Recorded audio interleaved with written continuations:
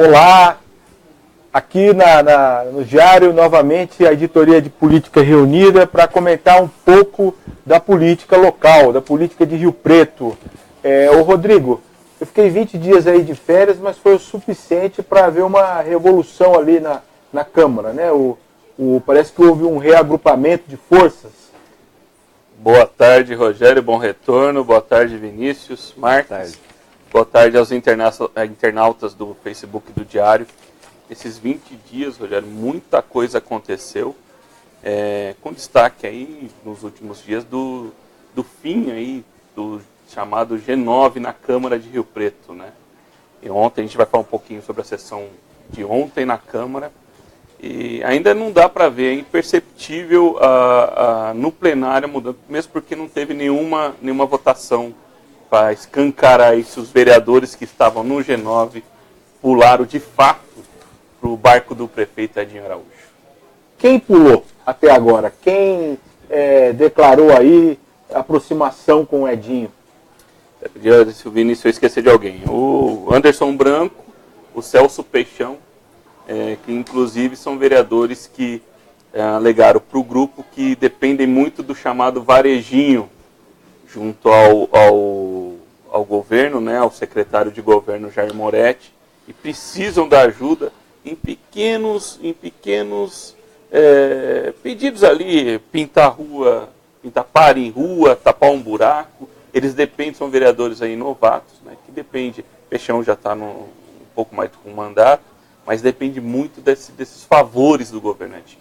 Então, Branco, Peixão. Tem o José Lagoeira, que também deixou o grupo, e o Jean Dornelas, também do PRB, né? São 4 vereadores que deixaram. Aí quem permaneceu, Vinícius, foi...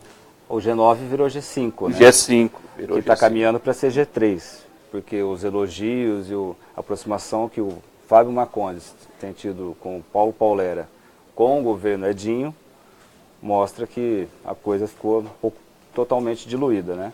E que pese os vereadores que eram ligados fizeram campanha com o Bolsonaro, Valdomiro, né? São o Valdomiro, totalmente o Marinho, o Júnior e o Furquim são pessoas que ali na Câmara é uma incógnita. Eles não vão virar governo, muito menos Edinho, nem tentam uma aproximação igual o Marcondes está tentando, né? Agora, nessa questão aí, você falou quando o G9 dissolveu, a gente tem do Anderson Branco, vazou pelo WhatsApp e tal, uma frase que já virou até chacota na sessão de ontem, né? Que ele falou que não pode ser inimigo do rei, né?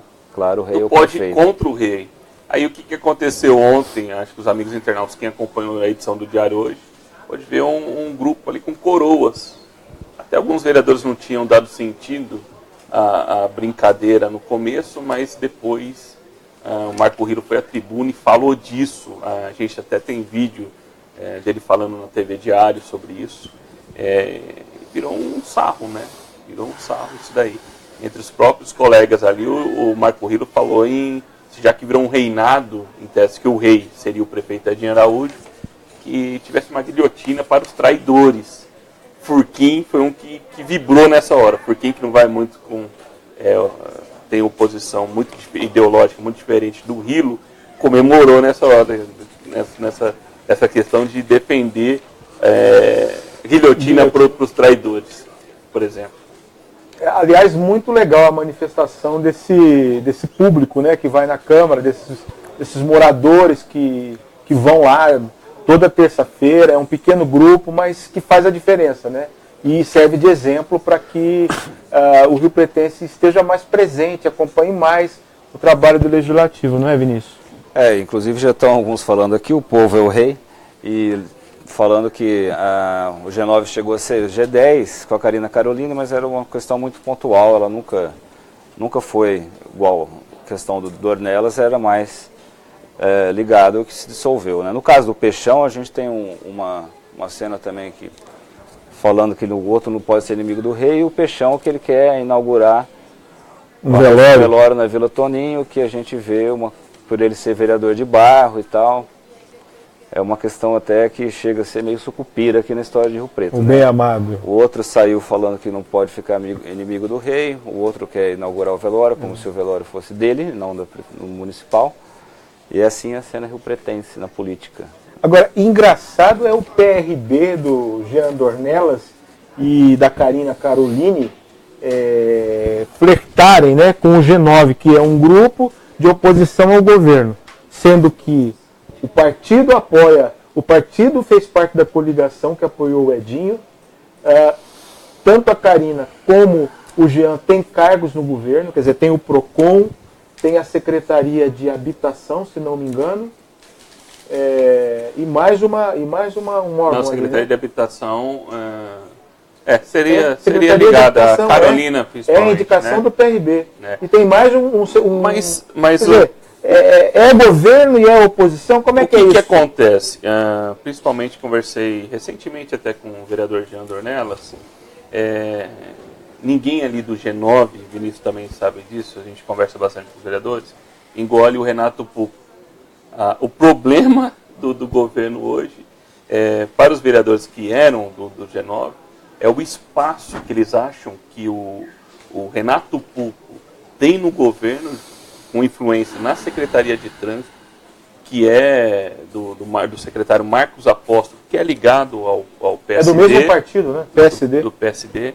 E também o vereador Pedro Roberto, que teria forte influência, exerceria forte influência na Secretaria de Serviços Gerais, onde lá está o Ulisses Ramalhos, que é o secretário também ligado ao partido. PRP. Então, aí é um espinho que os vereadores do G9, e até mesmo que agora estão fora vão compor a base do Edinho, nessa base do Edinho, eles não engolem o Renato Pupo, até pela contundência dele, da atuação dele em plenário, e que inclusive causou aí um certo constrangimento que levou por ele cobrar sucessivas vezes durante a sessão a convocação, por exemplo, do diretor do PROCON, o Ézio Pereira Filho, que é apadrinhado, que tem como padrinho, né, no PROCON, o vereador Jean Dornelas. Então você vê que e é filiado ao PRB. Tudo e é filiado ao PRB. Então é tudo. Então é tudo interligado. Uma coisa você vai tomando algumas posições no legislativo que incomoda o colega. E tem alguns vereadores que está no DNA, o Rogério Vinícius, e até o pessoal que nos acompanha, que não se importa com essa questão que é da base governista ou não. Por exemplo, ontem na sessão me chamou a atenção um projeto da vereadora Cláudia Di Giuli, que é sobre uma quantidade de animais por residências, um projeto envolvendo a questão da causa animal. O vereador Pedro Roberto, que também é da base do governo Edinho, apresentou uma emenda. Nos bastidores vocês tinham que ver o quanto a vereadora e a sua assessoria se incomodou com essa emenda do Pedro. Tentou pedir vista desse projeto, dessa emenda também teve uma discussão, e a emenda acabou não passando, mas você vê que há atritos na própria base do governo do prefeito Edinho. Por isso que o Paulera até comenta que o problema do Edinho não seria até os vereadores do G9, mas os próprios vereadores, que o Edinho não pode ter 100% de certeza que eles vão ter o apoio dessa base sólida na Câmara. O Edinho não teria, não pode contar cegamente em alguns parlamentares. É um grupo que está, pelo menos parte desse grupo, se acostumou a fazer oposição, né? O próprio Pedro Roberto, o Renato Pupo. Está no DNA deles. E agora eles estão numa situação de não sabe ser governo, não sabe ser governo. Tem gente que não sabe ser oposição, como mostra aí Peixão, branco, que não sabem ser oposição, porque depende dos favores do governo. E essa outra ala, que também está tendo dificuldade nesse princípio de governo, podemos dizer assim, né, 8 meses já, tem essa dificuldade em ser governo, né? Você tocou aí na convocação do Ézio Pereira Filho, do PROCON, que é apadrinhado do vereador Jean Dornelas no governo, né? Para o público, o leitor que está chegando agora, em fevereiro houve uma denúncia de assédio sexual dentro do PROCON. Uma estudante de direito que tentava uma vaga de estágio no PROCON, ela fez uma denúncia de que um assessor teria molestado sexualmente dentro do PROCON, depois do expediente, e junto com um grupo que em determinado momento também saiu para tomar bebida alcoólica num bar ali próximo do PROCON, estava o Ézio. Embora o Ézio não seja acusado pela estudante. Ela acusa um outro assessor, o Wellington Reggiani, que já foi demitido, mas à época o Edinho poupou o Ézio Reggiani, o Ézio Pereira Filho, né, o atual diretor do PROCON. Ele levou só uma advertência e desde então Pupo, Rilo, os vereadores que são aí, o Rilo é a oposição, o Pupo é da base, tem cobrado a presença do Ézio na Câmara para falar sobre esse episódio. E finalmente ontem ele foi prestar esclarecimentos na Câmara. Isso que o caso aconteceu em fevereiro. O Vinícius esteve lá. Vinícius, como é que foi? Parece que foi uma baixaria só, né? Assim, vamos dizer, uma baixaria, mas foi tenso. Foi tenso porque essa cobrança existia há muito tempo. Realmente a própria presidente da Comissão de Direitos Humanos da Defesa da Mulher, a Karina, já no começo já falou, chamei porque eu não aguento mais vir ficar falando, os vereadores, cadê o Rilo, cadê o Pupo para começar? E acho que, assim, na minha opinião, o Wellington, o assessor que foi demitido, ele não foi representado. Oficialmente a menina fez um boletim de ocorrência, não teria molestado, teria feito uns convites ali, questões obscenas, e o Ézio estava junto. Acho que o diretor do PROCON deveria ter exposto mais a situação, explicado um pouco melhor do que fez, porque, na verdade, ele começou a atacar os vereadores que estavam ali, o próprio Pupo e o próprio Marco Rilo, né? Citando questão de lista de Odebrecht, ou citando que o Pupo deveria ser investigado na corregedoria da polícia porque teria se referido a ele supostamente como estuprador durante uma sessão, né? Explicações sobre o caso mesmo, ele fez um breve resumo, para você ter uma ideia. Ele divulgou uma nota à imprensa depois. Aqui ele explica o caso do PROCON. Nas outras páginas, ele ataca. Ele só fala do Marco Rilo e do Renato Pupo. Então, acho que perdeu uma chance o diretor do PROCON. Inclusive, a gente apurou aí ontem à noite, a equipe toda, que a situação, as declarações dele não foram muito bem engolidas pelo governo, né? Então agora, não sei como fica a situação dele. Você vê, Rogério, o diretor do PROCON, a gente que acompanha a política há muito tempo, você também, Vinícius também, o diretor do PROCON vai na Câmara, ele apresenta uma defesa que é mais um ataque contra 2 vereadores. Renato Pupo, que é da base, e o Marco Rilo, que às vezes está aqui, às vezes está lá. E por que o governo, em governos anteriores, até do próprio Edinho, com certeza o Ézio tinha caído. Mas por que ele não cai e não deve cair?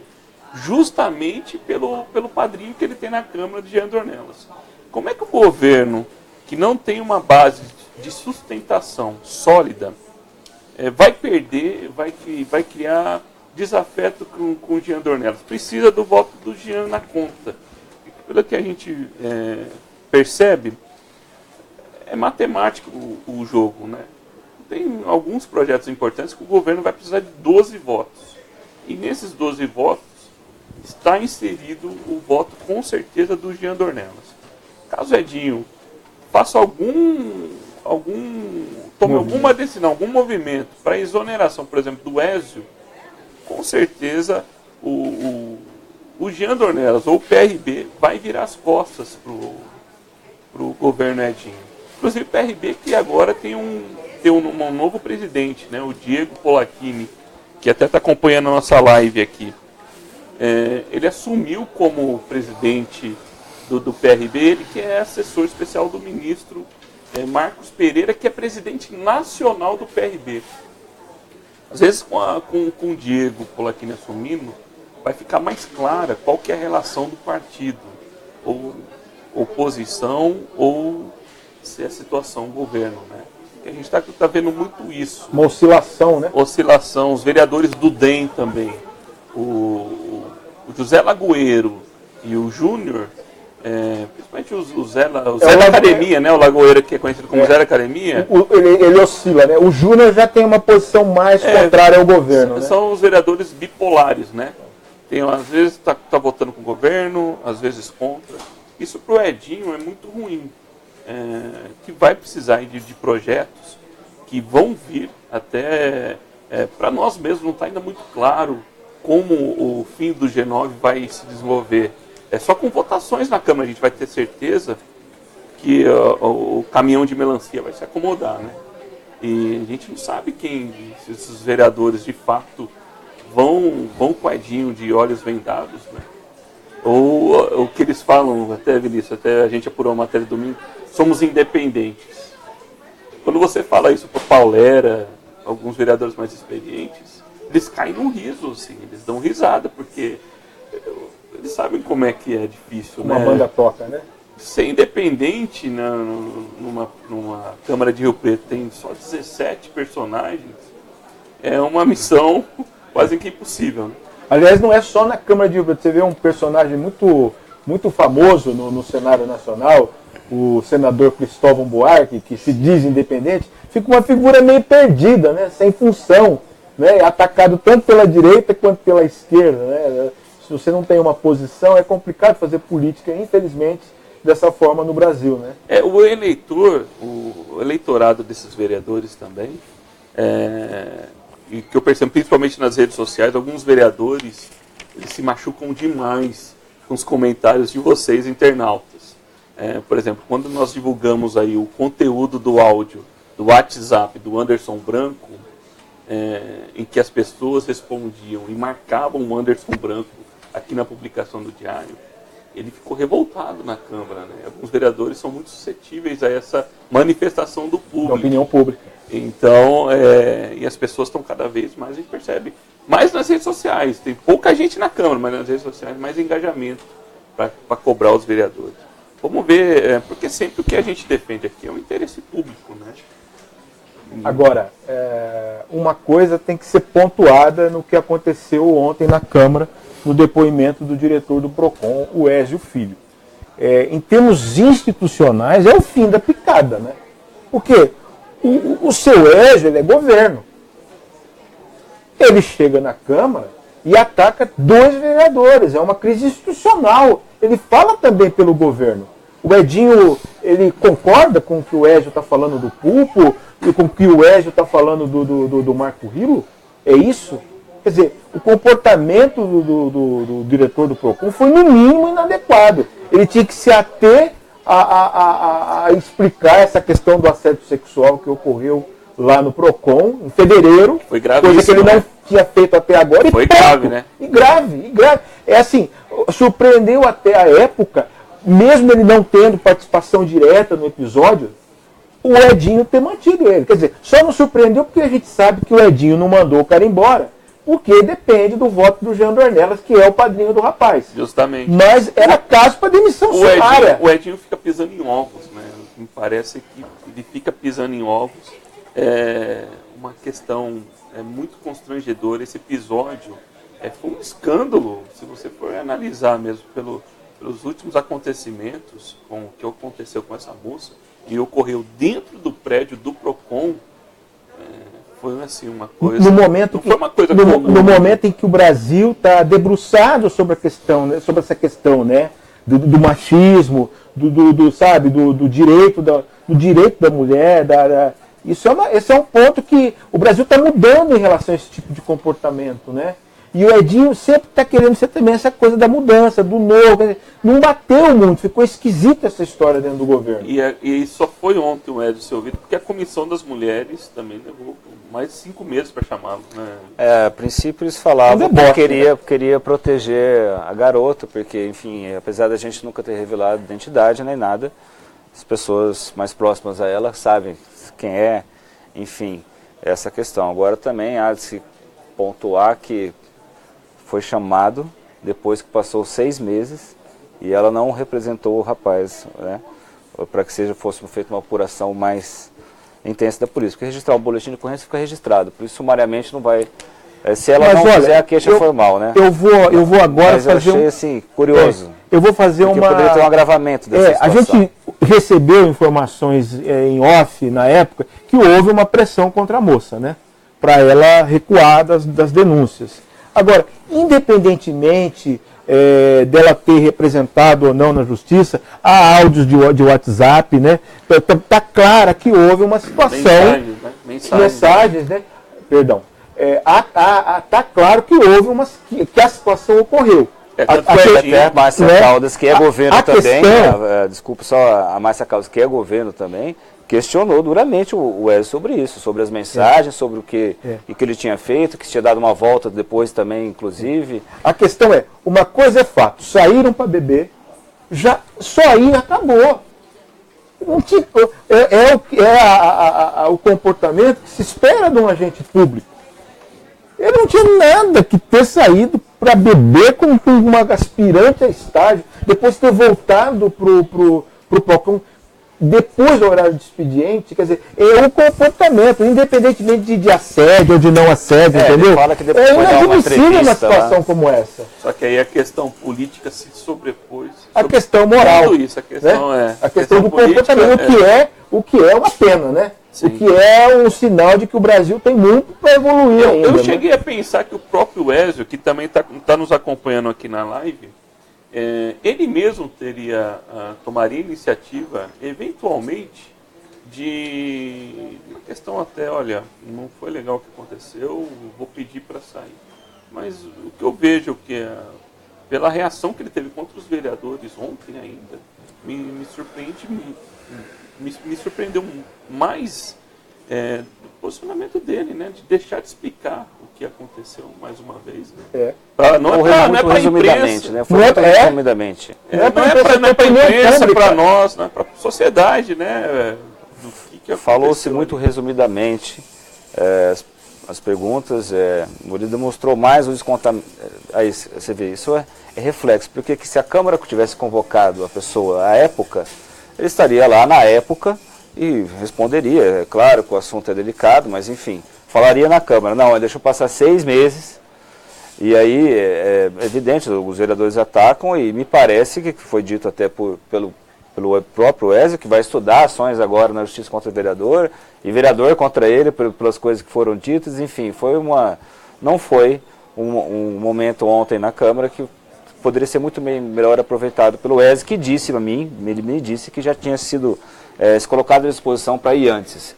E a comissão achava melhor não chamar. A comissão que é formada, é sempre bom lembrar, pela Karina. Fazer essa reunião ontem com o Ezio às portas fechadas. Né? Queria fazer. É a Karina Caroline, a Comissão de Defesa dos Direitos da Mulher na Câmara. Karina Carolina, a vereadora Cláudia de Júlio e a Márcia Caldas. Que até por uma reportagem a gente mostrando que ia ser a portas fechadas, chegando lá ela abriu, né, Vinícius, decidiu dar acesso para todos os Falou que a imprensa podia acompanhar sem fazer pergunta, né? Mas como se fizesse, nunca, não ajuda, a imprensa não faz pergunta. Faz quando depois, né? Sim. Agora, de qualquer maneira, o que aconteceu ontem foi lamentável. Foi lamentável, eu quero pontuar isso, politicamente, ruim para a Câmara, ruim para o governo, né? Eu conversei ontem com fontes ligadas ao Edinho, disse que o prefeito vai tomar conhecimento aí do que foi falado, do depoimento do Ézio, de toda a discussão, e disse que vai tomar uma decisão. O próprio governo usou essa palavra ontem, ao saber mais ou menos o que tinha rolado lá. Falou que é lamentável o que aconteceu ontem na Câmara. E vamos ver se o Edinho agora toma a medida certa. Mesmo porque se o Edinho conta com os votos do Jean Dornelas, o prefeito também conta com o voto, eventualmente, do Marco Rilo, que diz que não vai votar em coisas que não sejam boas para a cidade, vai votar sempre a favor de coisas boas. E também do Renato Pupo, que tem no seu DNA a questão do independente também, de ser vereador independente. Apesar do Eleusis Paiva ser o vice-prefeito, né? Quer dizer... Mas quando quiseram convocar o Eleusis, o Pupo não deixou. E outra, a questão do PROCON, a questão política, o Edinho pode resolver isso de uma maneira republicana. Nada mais justo que o Jean Dornelas, o PRB, que ganhou a eleição junto com o Edinho, indique o diretor do PROCON, que é a área aí que o Jean Dornelas atua, mas indique outro nome, troca. Quer dizer, isso também não tem que ser uma tempestade, isso pode ser resolvido de uma forma negociada. Né? A questão não é o nome, a pessoa, mas o cargo, entendeu? Isso que é importante. Agora, o Eleusis, a gente começou a falar do Eleusis, o Eleusis mais uma vez se afastou do governo, né? O Eleusis que acontece? Se afastou do governo, ele vai tratar agora, parece que vai passar por uma cirurgia na vesícula, né? E ele pediu 45 dias de afastamento. Hoje na Câmara, conversando com alguns vereadores, assim, olha, ele se afastou como vice-presidente, vice-prefeito, mas você pode notar que ele se exonerou do cargo de secretário de saúde. Eu falei, mas obviamente ele não poderia, uma coisa, exercer o cargo de vice-prefeito e continuar como secretário de saúde, né? Na Câmara, alguns apostam que ele não volta, porque esse prazo é de 45 dias, podendo ser renováveis. Mais 45 dias, 90 dias. E a partir daí ele não voltaria mais para o governo. Quando nós perguntamos lá atrás, lembra no início do ano, quando o Eleusis iria assumir a Secretaria de Saúde, ele demorou um pouquinho, aí a gente foi ver o que estava acontecendo. Ele teve que tomar algumas medidas legais, aí, por exemplo, passar algumas empresas que estavam no nome dele para o nome da mulher, né? Isso levou cerca de 20 dias, acho que ele assumiu o cargo dia 17 de janeiro, né? Ele levou algum tempo para assumir a Secretaria de Saúde, e até eu perguntei na época, porque surgiram alguns boatos que ele teria algum atrito com o Edinho. Os dois estavam juntos, eles sempre que podem, eles negam que tem alguma rusga, né? Mas hoje os vereadores voltaram a dizer que, olha, tem algum problema, lógico que se for problema de saúde, tem que se afastar mesmo, né, Rogério? Porque a gente tem que priorizar a saúde da gente, né? Mas alguns acham que não. Tem lembrando que há pouco tempo atrás ele passou mal, né? Durante uma visita, uma vistoria, estava numa unidade de saúde, né? Ele passou mal. Sim. Então, o Eleusis, ele se afasta do governo. E ele é uma peça assim, importante do PSD, que os vereadores, alguns vereadores vamos dizer, do G5, eles contam que o Edinho vai fazer uma mini reforma no início do ano que vem. E nessa mini reforma tem duas pastas que estão confirmadas que teriam mudança. Justamente Secretaria de Serviços Gerais do PRP, ligado ao Pedro Roberto, e Secretaria de Trânsito do Marcos Apóstolo. O esporte está entrando nessa lista devagarzinho. O esporte também é. Mas o Marcos Apóstolo, mais uma vez, aliado de Pupo. Então, sempre que os vereadores podem, eles querem colocar fogo na fogueira, né? Eu não sei até que ponto isso é, de fato, uma perspectiva real do governo ou até quando isso é uma vontade, né? Porque eles querem tirar do tempo todo tirar trânsito do PUPO, do PSD, do Eleusis e serviços gerais do PRT, né? Lembrando que tem o Paulera aí, que é um peso pesado da política riopretense, vereador que foi da Secretaria de Serviços, foi secretário de Serviços Gerais, né? E era um dos líderes do G9, né? O Marcondes tem influência em trânsito. Paulera, Rogério, Paulera foi secretário de Serviços Gerais há muito tempo do Edinho, né? Por muito tempo. E ele tá louco para cair nos braços. Eles querem de volta. Só que não sabe como, né? Não sabe como. Gente, olha, tinha muita coisa para comentar aqui. Ontem o governador esteve aí, né? O ex-prefeito Valdomiro estava lá presente, voltou faz tempo ativa, né? Você viu a cara do Edinho na foto, numa foto que foi divulgada nas redes sociais, a gente até reproduziu essa foto na coluna do Diário. Ele espirrar, porque deu a impressão que ele estava bravo. Eu nunca vi o Edinho com aquela fisionomia, cara fechada, sabe, carrancuda, olhando pro prefeito, o ex-prefeito Valdomiro Lopes, que sempre que pode tira uma casquinha do Edinho, né? E você trouxe, eu acho que foi muito feliz na sua análise hoje, né, Rogério? Uma fonte me disse que o Edinho não ficou lá no reservado do aeroporto esperando o governador porque o Valdomiro estava lá. Ele só apareceu quando o Alckmin deixou o avião. Mas a informação principal de que o Valdomiro... Então, o Valdomiro também me disseram, né? Que alguns prefeitos aí da região, que ele já se apresenta aí como homem do Márcio França. Márcio França é o vice-governador do estado, é o cacique do PSB, que é o partido do Valdomiro em São Paulo. E o que acontece? Em abril, tudo indica que o governador Geraldo Alckmin vai deixar o governo, por exigência legal, para ser ou candidato a presidente ou candidato ao Senado. E com isso, quem assume o posto é o Márcio França. E o Valdomiro já tem se colocado aí como emissário, como amigo, como interlocutor dos prefeitos, na hora de conseguir um recurso ali do governo do estado. É uma boa tática para quem quer uma vaga de deputado federal na eleição de outubro do ano que vem, que é o caso do Valdomiro. Né, ele garante que é federal, o Bolsonaro estadual. Mas há quem diga que isso possa mudar, né?